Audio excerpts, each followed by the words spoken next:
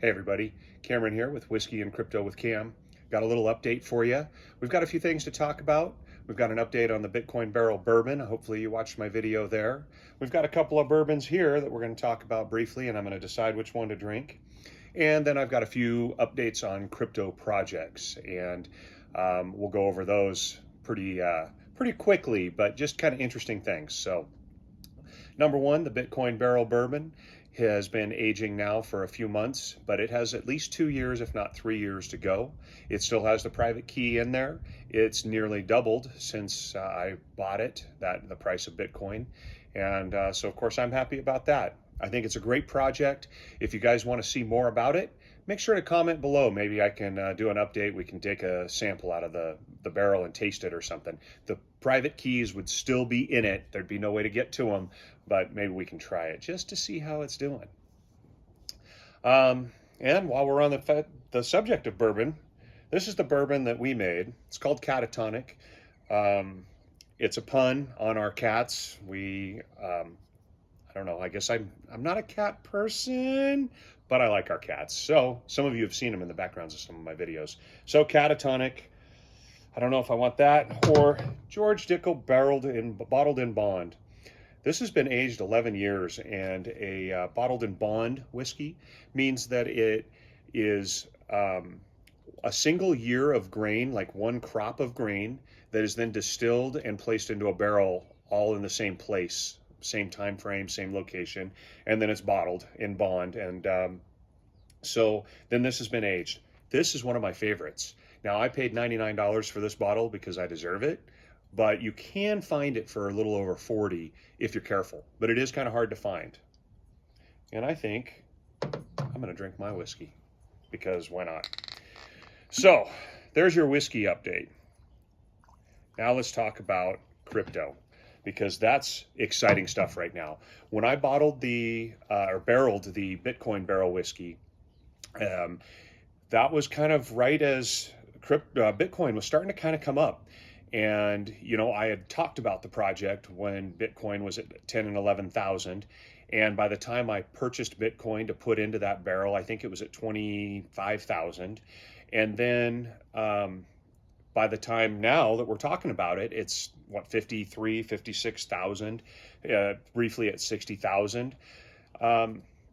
So a lot of exciting times. And then what happens after a Bitcoin run up? The altcoin run. So you guys have all known, number one project right now for me, Pirate Chain. I've been involved in Pirate Chain for a long time. I was mining it. I've talked about mining it on these videos, and I sold some and took profits. And I have to tell you, that probably was a mistake because I sold too soon. I had a goal and price in mind of $1. I figured that would be pretty significant. And boy, when Pirate took off and hit $1, it hit $2 and then $4 and then 16.10, I think, is what I recall as being the high on Trade Ogre. So, I mean, it just went like that. So a couple of the big holders are definitely crypto millionaires. I did well, but I did sell a lot too early. And, you know, that's that mistake. That's why we made Bitcoin Barrel Bourbon. And what's funny is I think I'm going to do a Pirate Chain rum. I've already barreled the rum, and I was going to put the private key for the Pirate Chain in the bottle. And talking to Draith from the Pirate Project, I was thinking like 30 a bottle. But so right now, Pirate Chain did a little correction back down. It's at $7 roughly.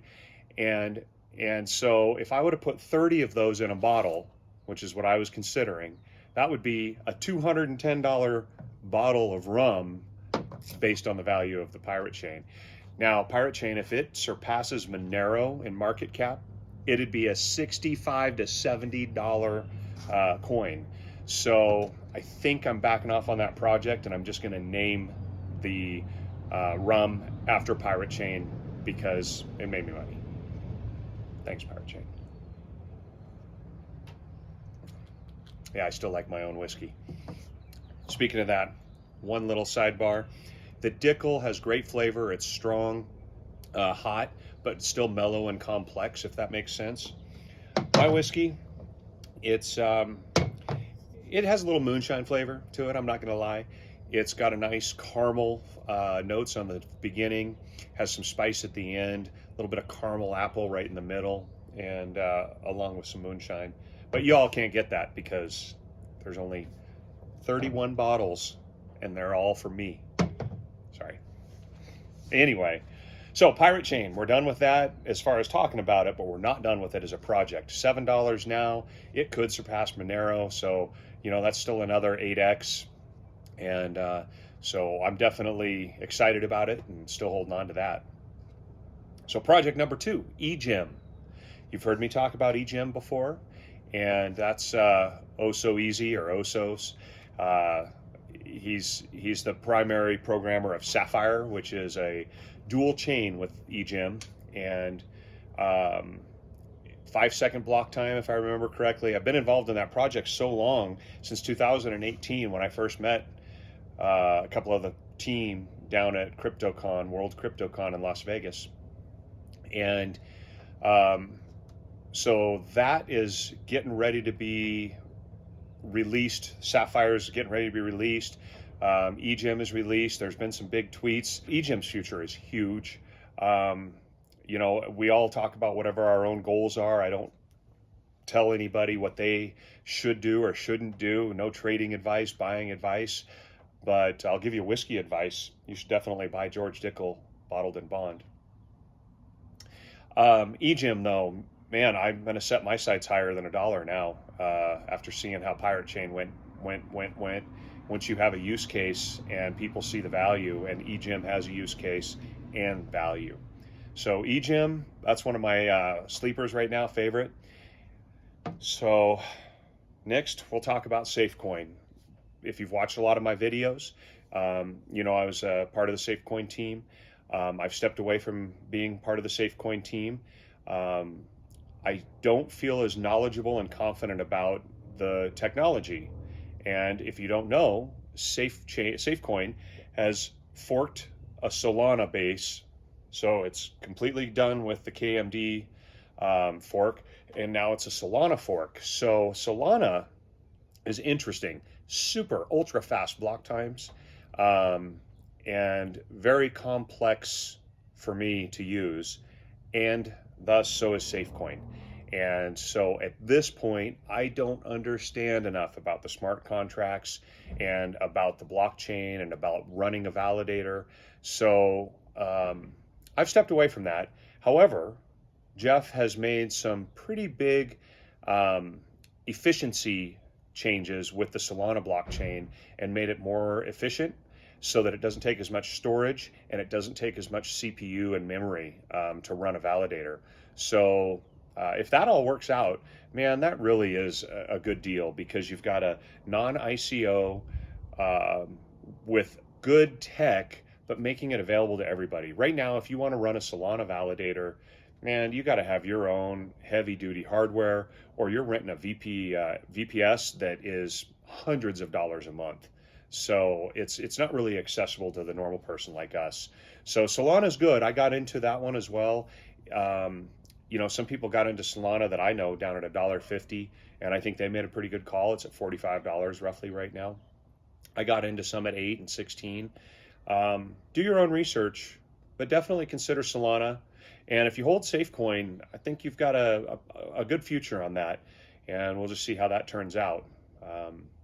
There's a lot to be done. It's definitely a tough fork. It's definitely, Solana is complex. So let's see, we've covered Pirate, we've covered EGEM, we've covered SafeCoin, we've covered Solana kind of. The next thing to discuss, after I take a sip of whiskey, is DeFi. Now, there's a new DeFi project. That's not the right way to say it. There's a new project that does use DeFi, uses blockchains, uses all sorts of this common tech that I still need to learn more about, called Nightlife. Now, Nightlife is a token on BSC, but is going to be underpinned by Turtle Network.